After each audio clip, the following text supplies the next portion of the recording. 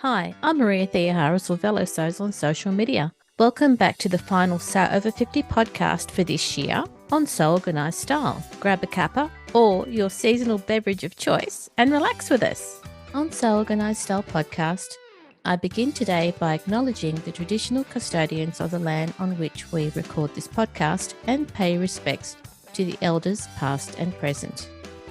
Thanks to the wonderful podcast patrons of Sew Organised Style podcast and your support that allows me to bring more SewOver50 podcasts to you every week. This episode is number 371, so thank you to the podcast patrons and the thousands of podcast listeners that tune in to Sew Organised Style podcast every week. SewOver50 intersects with all communities, and we're a community that is so over ageism. Adam is at the Seamster's Apprentice on Instagram and was featured recently in SewOver50 Stories. And I bet you're as excited as I am to hear from Adam today. So thank you for letting me come into your study today, Adam. How are you? I'm good. It's really nice to be here, Maria, and I'm looking forward to our conversation. So am I. I've followed you, and I know that you've had a bit of a break because you've been doing other things. Yes. But we're going to focus on you, and you can take the conversation anywhere you want to take it. Okay, cool. That sounds great. In your bio on Instagram, you describe yourself as sharing my adventures in learning how to sew and that you're inspired by the Great British Sewing Bee. Tell us your story, Adam. That's sort of right, but I've only really been sewing since about, I think, 2015 or 16. What happened was I retired from my job when I was 60 because I thought I just wanted to do other things with my life in my 60s. Sewing was no part of that. So I had other ideas about things I wanted to do. Yep. I do a lot of running and climbing and walking and stuff. And I thought, that's what I want to do. I'm a mathematician as well, or I was, and I thought I'd learn some more maths. So I guess 6 or 7 years ago, I was sitting here in my study doing something, and the blinds broke. And I'd been watching Great British Sewing Bee at the time, and I thought, well, I could replace these with blinds, but it might be quite cool to try a bit of sewing and actually make some curtains. And actually, interestingly, I think it wasn't just the Great British Sewing Bee that sort of caught my eye. It was the fact that that year, I think, there were a couple of young guys on there, a couple of men. Yeah. They were quite important role models to me. I don't know. I think if they hadn't been there, I'm not sure I would have made the curtains. But anyway, I made these curtains and I really enjoyed it. I thought that's really good. I must say, I started out thinking, how hard can curtains be? I mean, they're only rectangles and a fabric. But of course, it's a bit more tricky than that. But I made them and I thought, well, I'd like to do some more of this. Also, I was a bit fascinated by sewing machines, bizarrely. And actually, there's a story my parents tell of me as a toddler. Yeah. Early one morning. So this would be in the 1950s. And they were exhausted in bed. And I crawled into the cupboard and found the sewing machine and apparently completely dismantled it, much to their horror. So I've sort of had a lifelong association with sewing that reared its head 6 years ago. What happened after that was I thought, all right, it'd be really good if I could make my own clothes. Somehow I just thought, So I thought, what is the simplest thing I could make? And so I went for a t-shirt. Well, if you've not done any sewing, it's not very easy to make a t-shirt. I didn't appreciate stretch fabric and stuff. So I got a pattern and I got some cheap jersey fabric and I basically slogged through this pattern, not really knowing what I was doing. But anyway, after a bit of a struggle, I produced this t-shirt that sort of fitted, but I wouldn't show it to anybody today. It's a nightmare. I mean, it's not well made. On the other hand, at the time, it was really important. It was really sort of empowering thing to do. Yeah. And I knew I hadn't done it particularly well, but I just thought, you had an idea and you produced this thing. So then I can't really remember what happened, but I got obsessed. I've got a sort of naturally obsessive personality. So, I started sewing basically every day. In fact, for my 60th birthday, I was using an old sewing machine. And for my 60th birthday, I got a new sewing machine. So that was quite good as well. I just kept doing it. And the more I did, the sort of more actual personal satisfaction I got from it. And the better I got, and the more complicated the clothes that I made got. I mean, there was another more personal side to all this as well. Unfortunately, 6 years ago, my kid sister died of basically of cancer. Sorry to hear that. So this was all going on at the same time. And the thing about my sister Sarah was she had mental illness all her life, severe mental illness, basically a form of severe manic depression. And she was a great believer in the role of creativity around mental health. And she set up something called the Dragon Café in London, which is based in the crypt of a church in part of London called Borough. And it opened its doors probably 10 years ago now. Before she died, she set it up with a charity called the Mental Fight Club. It does two things. It's a cafe. It opens once a week, and it opens its doors to anybody. And people come and, you know, they do all sorts of stuff, painting, acting, poetry. You know, it was quite inspiring to me to see her do that after, well, I've been being in a terrible state for many years. And it still goes today, I'm pleased to say. But anyway, the point being, well, I'm learning from what she taught me. She lives on in me, really, or by me or on my shoulder when I do all this stuff. What she's right about is that, you know, sewing or anything creative actually is, I find it really helpful in sustaining one's mental well-being. But I think actually what I was doing for the first 2 or 3 years was just working through my grief, actually, of what had happened. Anyway, 6 years later, I'm in a, you know, it's still an important part of my life, but I think I'm not quite so obsessive about it. And, you know, I've got another project on, which is building a sewing room in my garden. Because the trouble is, Maria, it all started by accident. And I'm camped out in our dining room. And as time has gone on, I've sort of spread out. I know that feeling. And the dining room has sort of been completely hijacked with all sorts of sewing paraphernalia. I also do quite a bit of drawing and painting, and so I do it there. And so it's all getting a bit cramped. So I'm breaking out for freedom into the garden, but it's rather halted my sewing temporarily because it's taking up my whole creative bandwidth at the moment. So, Adam, you started doing your first sewing project because a curtain fell where you were sitting, and now you need another room for your sewing. So you're building that room. Yes, I am. Yes, that's exactly right. I love those things. If you need something, you're going to do it. Yes, yeah. I know as much about building a garden room as I knew about sewing all those years ago. The trouble is the budget's a bit more and the risk's a bit higher. I mean, it's not much of a risk. Yes, so that's the story. I mean, I think the other thing that's worth saying that links the two is that, well, I am a emeritus professor of mathematics at the University of Southampton. During my career, I was sort of senior management at the university. Part of my responsibilities was the estate of the university. So I got involved in building buildings with huge price tags on. And I really loved it. I just absolutely adored doing it because it's a sort of creative thing again. I mean, on a huge scale and very complicated. It has something in common with sewing, which is it does something that really fires me up over and above the things I've said, is it sort of brings together what I would call my sort of creative artistic side with my more mathematical rational side. Yeah. And so sewing projects are just like building projects in many ways. And what's even better about sewing projects is I get to do everything. Whereas, you know, if you're building a building, you have an architect and you have a quantity surveyor and a structural engineer.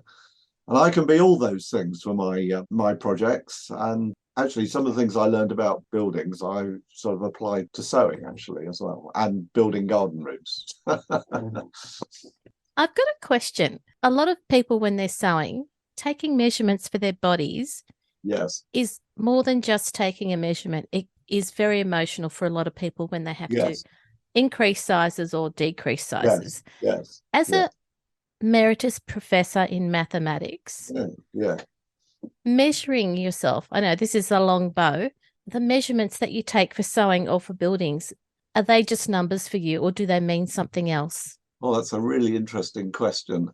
Well, they do. No, I don't think they're just numbers. as I think I mentioned earlier, I do a lot of running. So I'm very lucky. And again, there's another story there, but basically, I lost a lot of weight about 15 years ago because I needed to sort my life out. Yeah. And I started running, and I've been running ever since. You know, it stabilizes you. It does. You can eat lots of cake and your body measurements don't change. And there is an interesting thing, which is sort of tangential to your question, is that when I went through that sort of trauma, probably midlife crisis, if I'm frankly honest, and I needed to turn my life around and lose weight, what I noticed is the way you see other people is very much through the lens of your own body shape. It's very odd. So when I was, several stone heavier, yeah, I could relate to people who had that body shape. But now I'm pretty thin and lean. To be honest, people look bigger than they did before. I hadn't appreciated that, but your subjective views of other people and how they look, I think, is very much filtered or framed by how your own body shape and how you feel about it.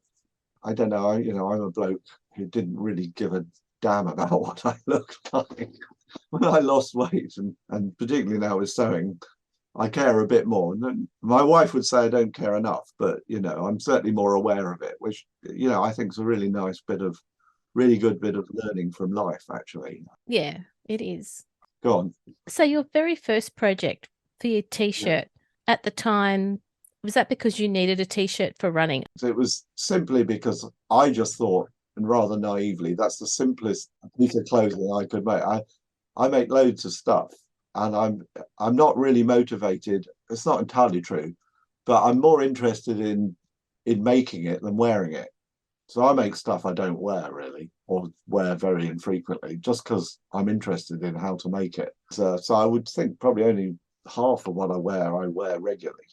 So, for example, one of my goals after I made the t-shirt was I thought it'd be really good if I could make men's shirts, because that really looked hard. And it is difficult. It's not easy. Anyway, after a year, I can't remember, a year or two, I got round to making a shirt. So I went through a phase of making lots of shirts. I don't like wearing shirts. They're all in the cupboard next door. But you wanted to experience the construction, so you did. Yes, yeah. So I'm very curious about things. So I wanted to experience it. I wanted to know how it was done. I wanted to see if I could do it well. Yeah. And also, the sort of thing that happens, it happened on shirts in particular, is I started using pattern fabric. And so then you have all the pattern matching across the front and stuff. And, oh, yeah. It's just very satisfying getting all that done and putting it on, even if I never wear it again. You just think, well, that's pretty good. I'm pleased I did that. That is feeding your curiosity. It is, yeah. So I mean, I know I'm a very curious person and got lots of interests, and I'm obsessional, and so those things go to sewing. But I mean, I think the really talking about mental health aspects, I mean, the whole process of sewing is sort of Zen-like, really, or it can be. It wasn't at the beginning. It was rushing in, dashing in, doing it. The sewing project isn't really about sewing. It's about, I have an idea for a garment, think about it, I probably research it. I now will then think about the fabrics, the sort of what's it going to look like.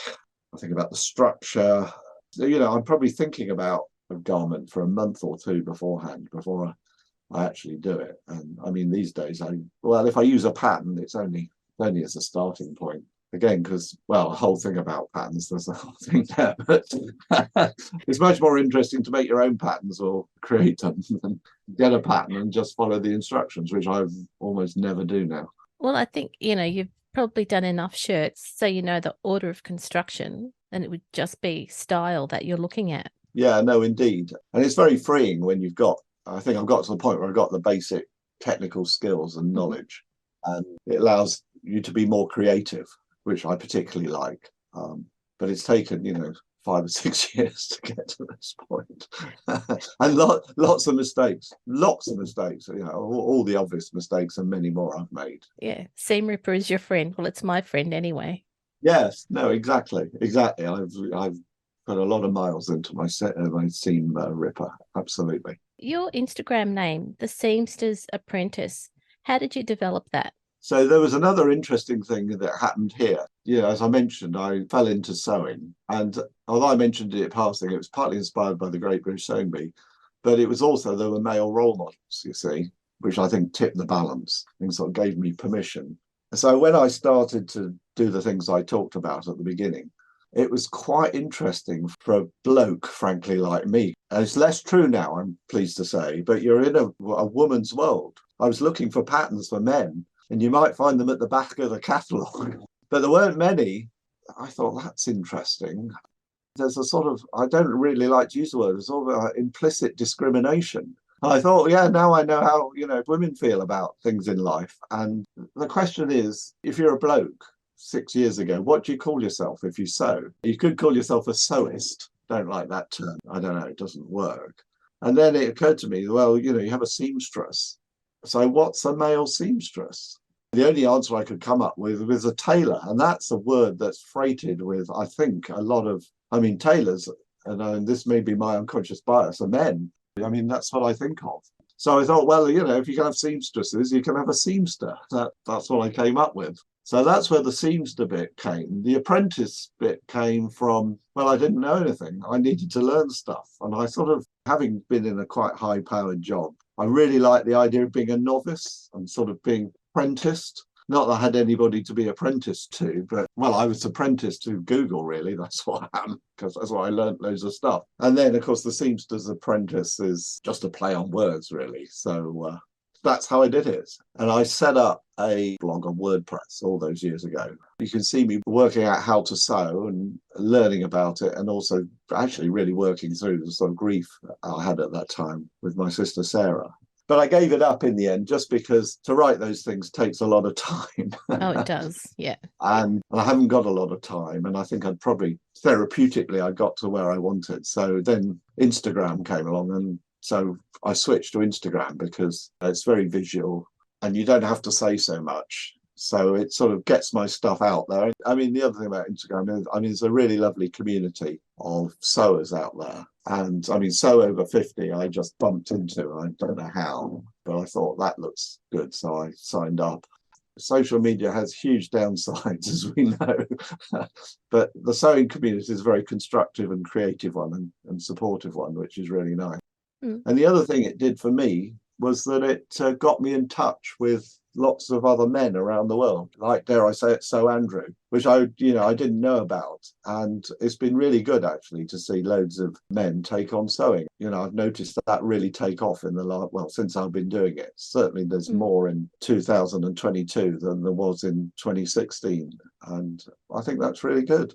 I try and be an advocate for men sewing. About it's hard. There's quite a lot of resistance between a lot of men I know. Resistance to sew? Yeah, I think it comes back to this point we were talking about. I'm afraid it's traditionally seen as something that women do, not men.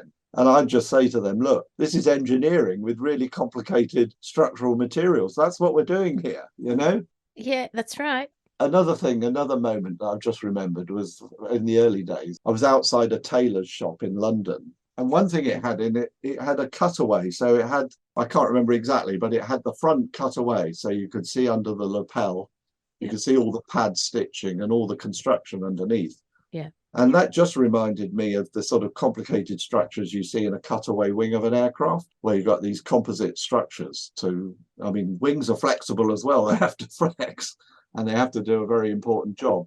And it just seemed to me tailors had sort of understood that sort of thing 500 years ago. And by the way, they were mainly men, and this is a really interesting thing, and you can be creative and you can do your engineering, and if you want, you can be really sort of scientific about it and measure things accurately. And so I try and be an advocate, but I can't say I've been successful with lots of people around me. But on the other hand, it's clearly something that's becoming more important worldwide. That's one of the things that I've been trying to do on the podcast, is try and get as many men who sew when I can find them. Yeah, no, it's hard. So I always hashtag men who sew or whatever on my Instagram posts, and there aren't a lot. What's great is I think I probably know most of them. When I say no, I know of most of them. So, that's really good to see. Yeah. See what they're doing. When did you discover the SewOver50 community? Because you said that you kind of bumped into them. I don't know, I was probably, on Instagram you put in #sew and it gives you a list, and I probably saw you down the list, and I don't know, I just I hashtagged it, and then I wouldn't say I got involved with the community, but I was obviously aware of it, and then I mean, I don't know whether it was you or whoever runs it sort of kindly reposted stuff of mine, and That's the work of Judith and Sandy. They do that. Oh, right, yes. So they're the ones who run SewOver50, yeah. Okay, right. So yeah, so they kindly. Trouble is, I don't really understand Instagram, but they do these animations which are really, really good, but I don't quite know how to deal with them. It's very nice of them to do that, I must say. Yeah. And it's nice to see what everybody else is doing on SewOver50 as well. I mean, the funny thing is I'm more than over 50. So as you can probably see, the listeners can't. But nevertheless, I'm over 50. Okay. Point taken. Yes. That's how it happened, really. I mean, it's just, again, another accident of life, and it's been a good one. Awesome. You said that you mainly sew for yourself. Yes. Yeah. Is that true most of the time? Well, it's true most of the time, yes. If there's one thing I sort of don't like about what I do is it's quite selfish, I'm very lucky I've got the time to do all this. But no, I do sew for other people. Well, one thing I should say is I never sew for money. I really don't want to have clients or any of that. I have made things for friends, particularly if they're things that are interesting. Again, there's your curiosity. Yeah, and it's a very nice sort of thing to do for people. So I do some stuff for my wife occasionally. Yeah, I've made sort of sweaters, pullover fleeces and stuff for Katie. There's a very good friend of mine, James. He's another maths professor, and he teaches in Rwanda at the African Institute of Mathematical Sciences. So he goes out there once a year. And of course, they have fantastic fabric out there. So he brings this stuff back. And then he asked me to make a shirt. So if you look on my Instagram, you can see 1 or 2 African shirts I've made. And much more interesting than making shirts for myself, and with more interesting fabric. And the pattern matching is absolutely really tough and really good fun to do. It needs to be done in these very brightly coloured fabrics. So I've made things for him. And I suppose the other thing I got involved with was during the lockdown in COVID. I ran a group of people doing face masks and I think wash bags for Southampton General Hospital. That was a diversion, and it was just nice to be able to do it at the time. And they would have appreciated it too. Yeah, indeed. It was quite interesting because it involved a whole set of friends of mine who don't sew or don't sew very much. They were motivated to do it. And some of them liked it and some of them didn't. And, in the end, we had a small group and we made these things. Perhaps the most important stuff I did. So my daughter got married. After I'd made a shirt, I thought, well, what are the next things you can make? Well, the next thing I thought I could make was a suit. So this is pretty serious tailoring.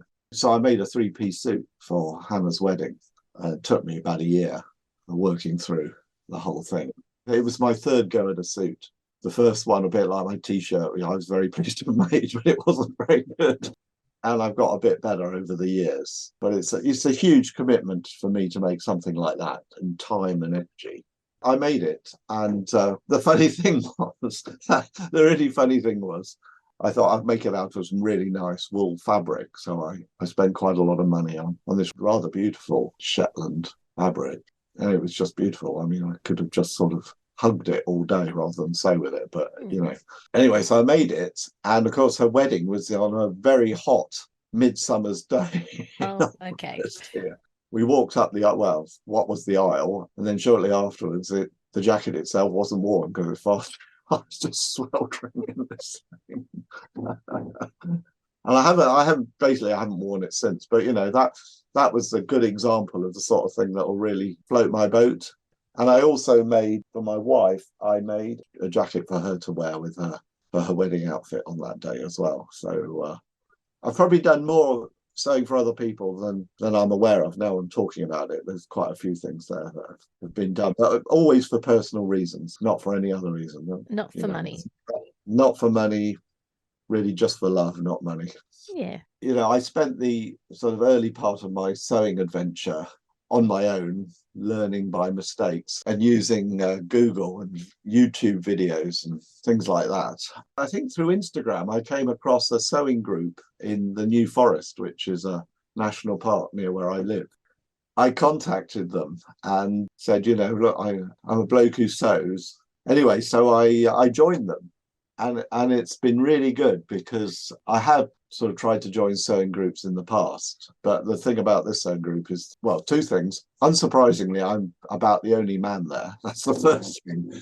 The members are mainly women, sew to a very high standard. And the lady who runs it is sort of lifelong sewer. So I just learned so much from being part of that group of, well, essentially women.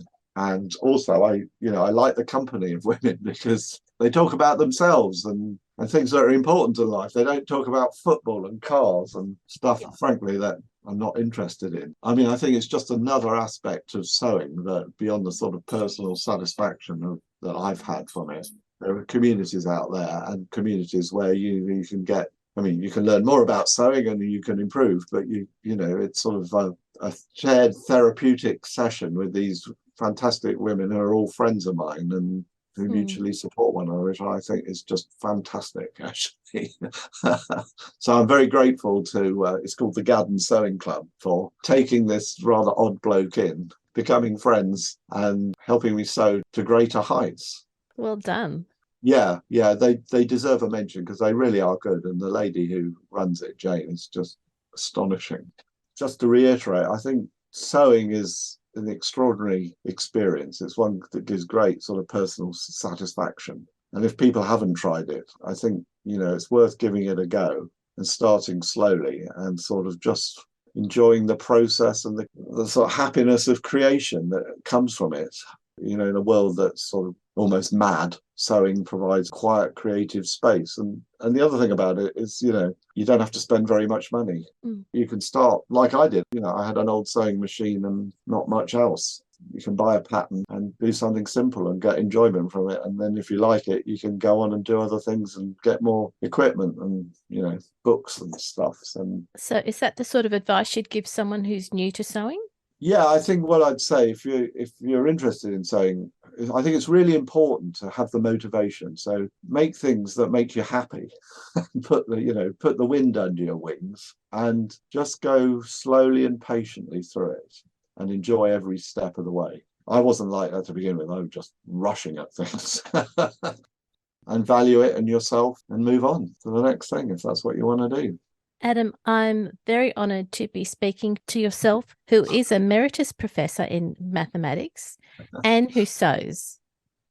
You're a unique person, and as I said, I'm really honoured that you're on the podcast today, so thank you. Thank you very much, Maria. I really enjoyed it. It's I can always bore people to death about sewing. There's a lot to say. It's been very important to me over the last 6 years or so. And I mean, you've brought out the fact that, sewing is something that you can do to settle your mind. Yes. And that's an important one for people to know about. It is, yes. And it's something that's a surprise to me. And I think it's probably the most important thing about sewing, at least for me. And I encourage everybody to pick up a needle or a sewing machine pedal and have a go. Not much risk. And as you said, when you're a child, a young boy, you yes, found the sewing machine in the cupboard and you pulled it apart.